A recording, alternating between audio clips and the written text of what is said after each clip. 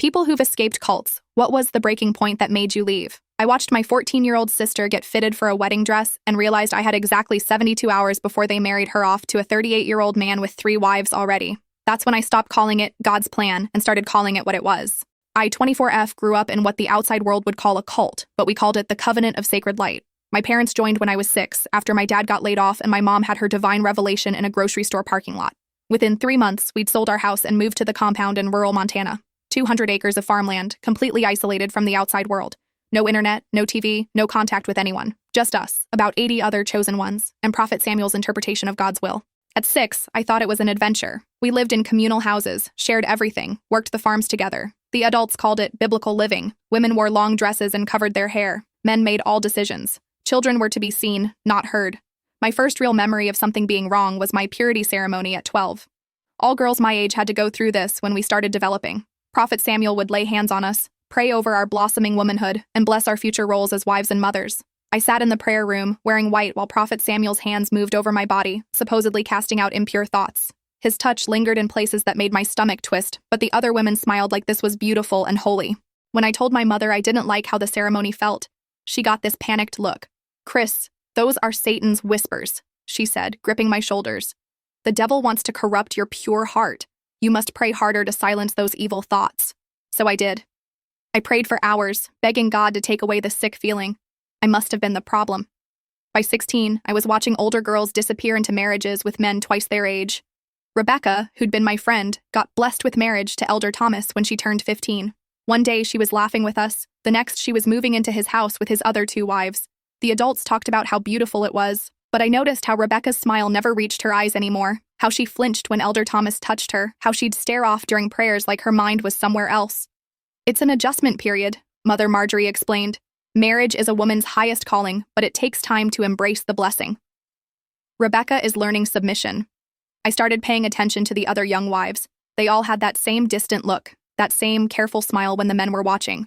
But I pushed down my questions. Questioning meant Satan was working through me. When I turned 17, Prophet Samuel announced my future husband during evening prayers. Elder Marcus, a stern man with graying temples and 2 existing wives, would be blessed with a 3rd. "Chris will bring youth and devotion to Elder Marcus's household," Prophet Samuel declared. "The marriage will take place when God reveals the perfect timing." I felt like I was floating outside my body. Elder Marcus looked at me like he was evaluating livestock. His current wives smiled at me with what I now recognize was pity, but the wedding never happened. Week after week, Prophet Samuel would say God hadn't revealed the timing yet. Years later, my brother David told me he'd seen Prophet Samuel watching me during work assignments. David thinks Prophet Samuel postponed my marriage because he wanted me for himself. David was 19 when he started asking dangerous questions out loud. During one evening meeting, he raised his hand and asked why Prophet Samuel was the only one allowed to interpret God's will. Why couldn't we read the Bible ourselves? The room went dead silent. Prophet Samuel's face turned deep red. "Brother David, it sounds like pride has infected your heart. Pride is Satan's favorite tool."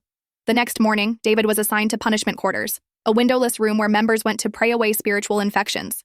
2 weeks, bread and water only, while we prayed for his soul during every meal. When David came out, he was 20 pounds thinner and wouldn't make eye contact. But late at night, he'd whisper to me about what he'd figured out. "Chris, this isn't what God wants. This is what Samuel wants, and he's using God's name to get it." I was 21 when I witnessed something that made David's words impossible to ignore. Sister Margaret had been married to Elder Robert for 3 years. She'd given him 2 children and never caused trouble. But Elder Robert had grown tired of her. During evening prayers, Prophet Samuel announced that God had revealed Sister Margaret's marriage was no longer part of his plan. She would be reassigned to Brother Paul, a widower who needed help with his 4 children. Sister Margaret's face crumpled. Her 2 babies were sitting in her lap, but suddenly they weren't her children anymore. They belonged to Elder Robert's household.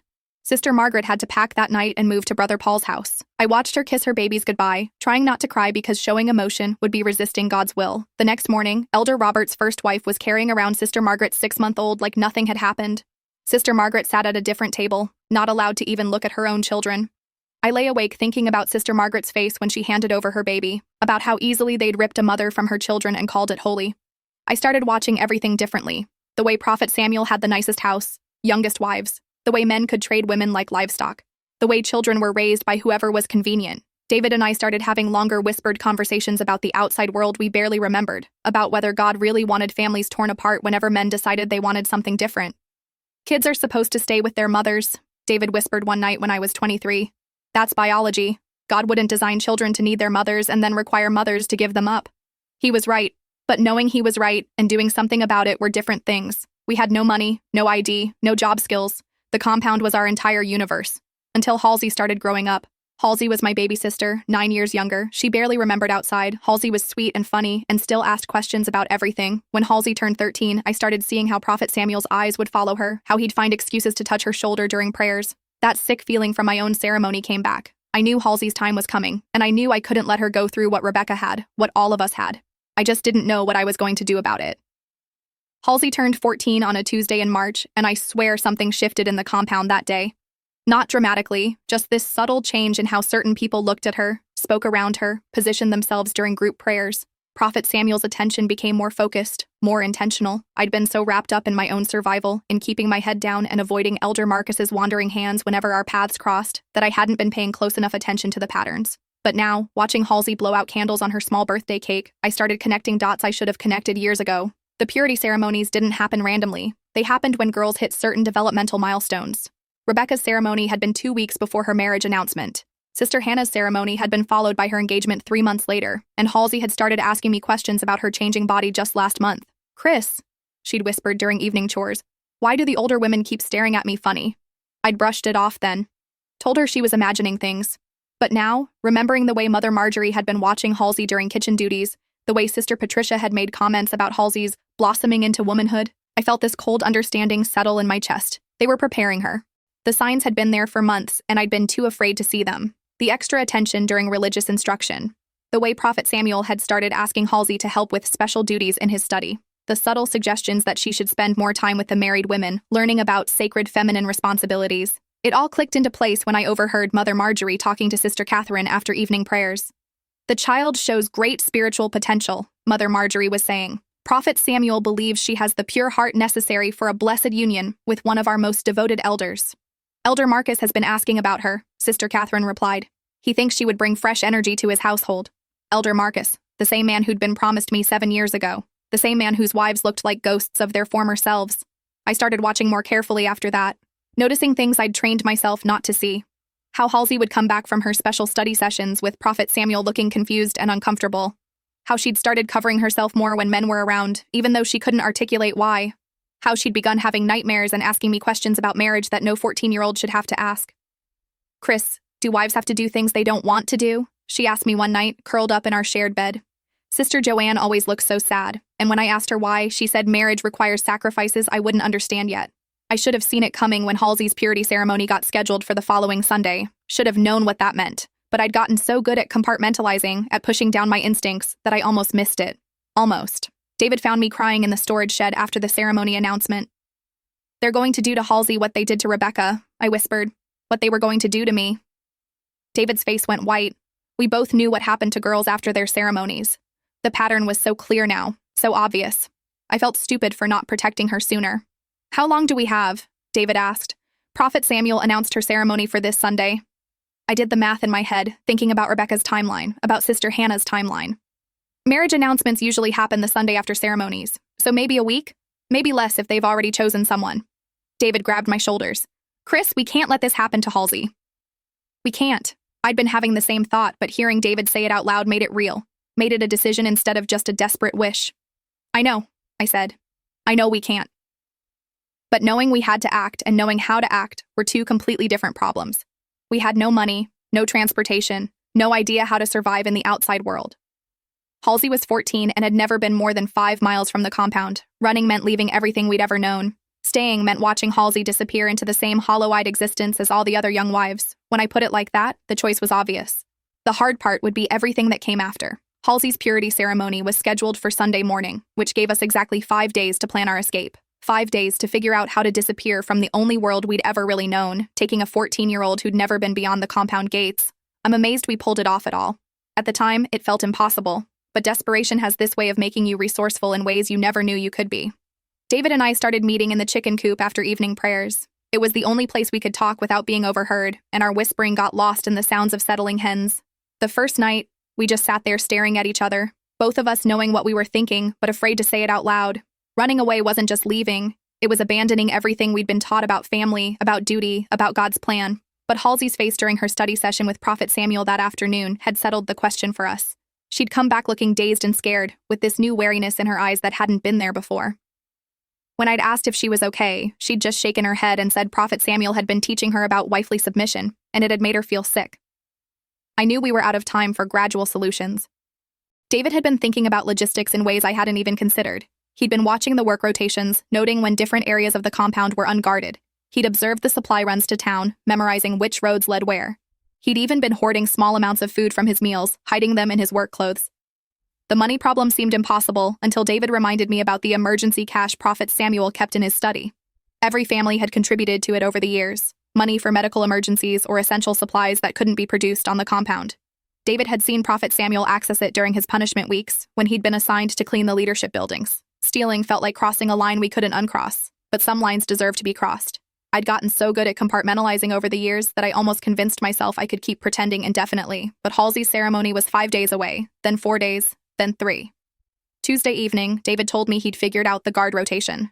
There was a 2-hour window every night between 2 a.m. and 4 a.m. when the main gate area was unpatrolled. The men took turns watching the perimeter, but they got lazy during those dead hours, often falling asleep or wandering off to smoke behind the workshops. Wednesday, I started gathering supplies. Nothing obvious, just extra socks tucked into my work dress, an additional blanket folded at the bottom of our shared trunk, some dried fruit wrapped in cloth and hidden in my pillowcase. Thursday, David accessed the emergency fund. He waited until Prophet Samuel was conducting evening prayers, then slipped into the study and took what he estimated would last us several weeks. Not all of it, that would be noticed immediately, but enough to give us a head start. He wrapped the bills in oiled cloth and hid them in the lining of his work coat. Thursday night, I had to tell Halsey. She was already in bed when I climbed in beside her, both of us exhausted from the day's work assignments. I waited until her breathing had settled into that almost asleep rhythm, then whispered her name. Halsey rolled over to face me in the darkness. Even without being able to see her clearly, I could feel her attention sharpen. I told her everything, about the patterns I'd noticed, about what happened to girls after their purity ceremonies, about Elder Marcus and his interest in her, about the marriage that was almost certainly being planned for the Sunday after her ceremony. Halsey went very still beside me. For a long moment, I wondered if she'd fallen back asleep, or if the information was too overwhelming to process. Then she started crying, not the dramatic sobbing that would wake the other families in our house, but these quiet, desperate tears that felt like they were being pulled from somewhere deep inside her. She'd known something was wrong. She'd felt it in the way adults had started treating her differently, in the uncomfortable sessions with Prophet Samuel, in the strange questions the older women had been asking her about her readiness for adult responsibilities. But knowing something was wrong and understanding the specifics were completely different things. She asked if we were really going to leave. Leave everything. Everyone. Forever. I couldn't lie to her about what we were choosing. Running away meant abandoning our mother, our younger siblings still at the compound, the only community we'd ever belonged to. It meant choosing Halsey's freedom over every other relationship in our lives. But staying meant watching Halsey disappear into Elder Marcus's household. Staying meant being complicit in my own sister's destruction. Halsey was quiet for so long, I thought she might refuse to come with us. Finally, Halsey whispered that she'd rather be scared and free than safe and trapped. She asked how we were going to survive in the outside world when we didn't know anything about regular life. I told her honestly that I didn't know, but we'd figure it out together. That night, neither of us slept much. We lay there in the darkness, both of us processing what we were about to do. Halsey asked questions about the outside world that I couldn't answer. Did people really live in individual houses with their own families? Did women really get to choose who they married? Did children really stay with their parents until they grew up? I realized how little I actually remembered about normal life. We'd arrived at the compound when I was 6, and Halsey was barely walking. The outside world was more foreign to us than Mars. Friday was the longest day of my life. Everything felt hyper-real and surreal at the same time. I'd been so accustomed to asking permission for everything that I hadn't realized how thoroughly my autonomy had been stripped away. Halsey went through her normal routine, helping with kitchen duties and attending afternoon religious instruction, but I could see the tension in her shoulders. She kept looking at me across rooms. During evening prayers, Prophet Samuel announced the final preparations for Sunday's purity ceremony. He spoke about Halsey's spiritual readiness and the joy of watching young women embrace their divine purpose. The entire community nodded and smiled while he essentially announced my sister's impending destruction. Halsey sat perfectly still during the announcement, but I saw her hands clenched so tightly in her lap that her knuckles went white. After prayers, while the community socialized before bedtime, Elder Marcus approached Halsey directly for the first time. He told her how honored he was to witness her spiritual growth and how he looked forward to seeing her fulfill her sacred role. Halsey managed to nod politely, but I saw her step backward when he reached out to touch her shoulder. That night, David came to our sleeping area around 1 a.m. The house was quiet except for the usual sounds of multiple families sleeping in close quarters. Snoring, shifting blankets, children murmuring in their dreams. David had packed everything we could carry without being obvious. 3 changes of clothes each, rolled tight and distributed between our bodies under our regular garments. The money was sewn into the lining of a jacket he'd wear despite the spring weather. He'd prepared a story about needing early morning air if anyone questioned why we were outside before dawn. Halsey was already awake when David appeared. She'd been lying there with her eyes open, staring at the ceiling. When David whispered that it was time, she sat up immediately. No grogginess or hesitation. Getting out of the sleeping area without waking anyone required moving like ghosts. Halsey stepped exactly where David pointed, following the path he'd memorized that avoided the loudest spots. I carried our shoes, planning to put them on once we were outside. Halsey looked back toward where our family slept, and I saw her face crumple briefly before she squared her shoulders and nodded that she was ready. Outside, the spring air was cold and sharp. None of us had been out alone at night since childhood. It was strictly forbidden. The compound looked different in the darkness. More like the prison it had always been. David led us around the main buildings, staying in the shadows, using routes he'd memorized during his punishment weeks. Every sound made us freeze. A dog barking, a door creaking, footsteps that turned out to be our own echoes. The 2 miles to the main gate felt like 20.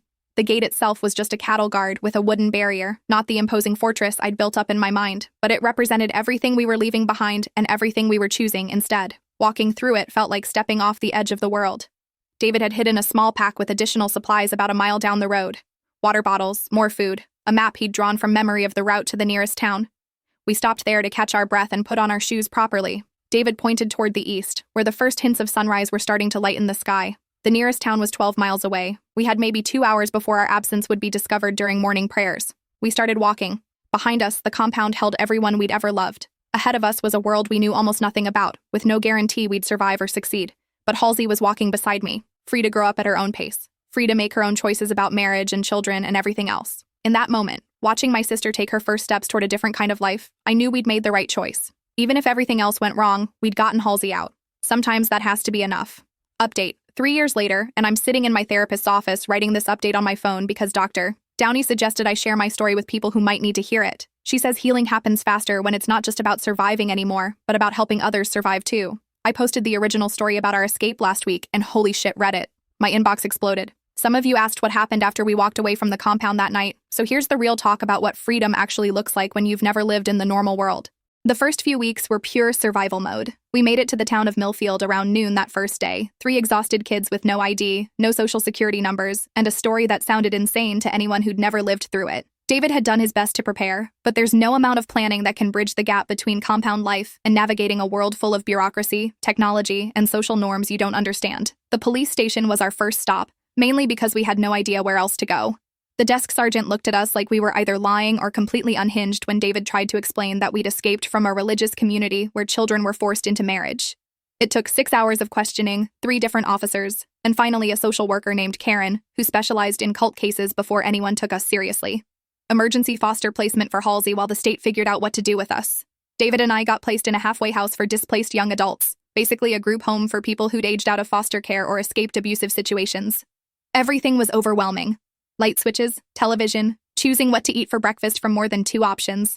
I had my first panic attack in a Walmart, surrounded by what felt like infinite choices of shampoo. Halsey adapted faster than David and I did, which makes sense now but felt impossible then. She was young enough that her brain was still flexible, still able to absorb new information without constantly comparing it to 18 years of cult conditioning. David and I would spend hours discussing whether using a credit card was morally wrong while Halsey figured out how to use Netflix like she'd been born to it. The legal stuff took forever. Months of interviews, depositions, investigators trying to understand the compound structure. We learned that several families had reported missing children over the years, but the compound was so isolated and self-sufficient that authorities had never found grounds for a full investigation. Our testimony changed that. Halsey had to testify about the purity ceremony and Prophet Samuel's special instruction sessions. I still get angry thinking about her sitting in that sterile conference room, explaining to a room full of adults how a grown man had groomed her for marriage at 14. She was braver than I'd ever been at her age. Braver than I'd been at any age, honestly. The raid happened 8 months after we escaped. FBI, state police, child protective services. They found conditions worse than we'd described. 17 children under 16 who were either already married or engaged to adults. Financial fraud, tax evasion, child abuse, sexual assault. Prophet Samuel got life in prison. Elder Marcus got 25 years. Most of the other leadership got significant sentences. But here's the part that still keeps me up at night. Not all the families wanted to be rescued. My mother, Marjorie, chose to stay even after the compound was officially disbanded. She moved with the remaining believers to a smaller property in Idaho, still following the few leaders who didn't go to prison. She's never contacted us, not once in 3 years. According to court records, she testified that we'd been corrupted by Satan, and she preferred to honor God's will rather than maintain relationships with her fallen children. That rejection hit harder than anything that happened during our actual escape. I'd expected the transition to be difficult, but I hadn't prepared for the possibility that my own mother would choose the cult over her own children. Halsey went through a phase where she blamed herself, convinced that our escape had somehow caused our mother's abandonment. It took months of family therapy to help her understand that our mother's choices weren't about us. They were about 18 years of indoctrination that we couldn't fix or overcome with love. Our 2 younger siblings were placed in foster care when the compound was raided. The state tried to place them with us, but we were barely functional ourselves. None of us were equipped to raise 2 traumatized children who'd been through a compound raid and then separated from the only family structure they'd ever known. So our siblings went to a foster family in Colorado. We see them twice a year now, but the relationships are strained. They remember us as the siblings who abandoned them, and honestly, from their perspective, that's not wrong. The guilt about leaving them behind is something I'm still working through in therapy. Dr. Downey keeps reminding me that we were children too, that we made the only choice we could make with the information and resources we had. But knowing something intellectually and feeling it emotionally are different things. I still wake up sometimes wondering if we could have found a way to take the siblings with us, if we'd been smarter or braver or better prepared. Halsey's doing well now, which is the main thing that keeps me sane when the guilt gets overwhelming. She's 17, a senior in high school, planning to study social work in college. She has friends. She's been on dates with age-appropriate boys. She's never known what it feels like to be considered someone else's property. When I see her laughing with her friends or rolling her eyes at some boy's text message, I remember why we made the choice we made. But recovery isn't linear, and Halsey's had her struggles too. She went through a phase sophomore year where she was angry at everyone. Us for taking her away from the only community she'd ever known, the compound for existing in the first place, the outside world for being so confusing and overwhelming. She started acting out, skipping school, experimenting with drinking and parties in ways that terrified me because I had no reference point for normal teenage rebellion. David's path has been different but equally complicated. He threw himself into education like his life depended on it. GED, community college, now he's finishing his bachelor's degree in social work, but he's also struggled with relationships and trust in ways that make sense when you consider we grew up in a world where authority figures used love as a weapon. David dated a woman named Christina for about a year, but he couldn't handle the normal relationship conflicts that couples work through. They broke up amicably, but I know it reinforced David's fear that he's too damaged for normal relationships. I've had my own struggles with trust and intimacy. I've been in therapy for 2 years now, working through what Dr. Downey calls complex PTSD, basically the long-term effects of growing up in a controlled environment where your basic sense of self and autonomy was systematically undermined. I've learned that cult survivors often struggle with decision-making, boundary setting, and recognizing red flags in relationships because we were conditioned to ignore our own instincts. I dated someone named Alex for about 6 months last year. Good person, patient, understanding about my background, but I kept waiting for the other shoe to drop, for Alex to reveal some hidden agenda or try to control me in subtle ways. I'd analyze conversations for hours, looking for signs that Alex was trying to isolate me, or change me, or take advantage of my vulnerability. Alex never did any of those things, but my hypervigilance made it impossible to relax into the relationship. We ended things mutually when it became clear that I needed more time to work on trusting my own judgment before I could trust someone else's intentions. The financial stuff has been its own nightmare. None of us had credit histories or bank accounts or any understanding of how money works in the real world. David and I both fell for predatory lending schemes our first year out. Payday loans, rent-to-own furniture, credit cards with impossible interest rates. We didn't understand that these companies specifically target people like us, people who are desperate and don't know better. I'm still paying off debt from those first stupid financial decisions, but I've learned to see it as expensive education rather than just failure. Halsey, thankfully, has learned from our mistakes. She has a part-time job at a local bookstore, a savings account, and a much better understanding of how not to get taken advantage of financially. I'm just starting to figure out who I am when I'm not reacting to compound conditioning or trying to help my siblings heal or fighting legal battles or learning basic life skills. I like hiking and terrible reality TV and cooking complicated meals just because I can choose what to eat. I'm thinking about going back to school, maybe studying psychology or social work like David. 3 years out, I can say that leaving was absolutely the right choice, even with all the complications and struggles and losses that came after. Halsey got to grow up. David and I got to discover who we are outside of the compound's expectations. We've built lives based on our own choices, rather than someone else's interpretation of God's will. But I won't lie and say it's been easy, or that we're all perfectly healed now. Recovery is ongoing. Some days are better than others. We all still struggle with different aspects of adjustment and trauma processing. The difference is that now we struggle as free people making our own choices, instead of as prisoners pretending everything was fine. Halsey's ceremony would have been 3 years ago this Sunday. Instead of being married to a 38-year-old man, she's studying for her SATs and complaining about her curfew like a normal teenager. Some days that feels like the greatest victory possible. Edit. Thanks for all the supportive messages. A few people have asked about resources for cult survivors. The International Cultic Studies Association, ICSA, has great information and support networks. The Survivors Network also connects people who've left high-control groups. If you or someone you know needs help leaving a situation like this, these organizations can provide guidance and support.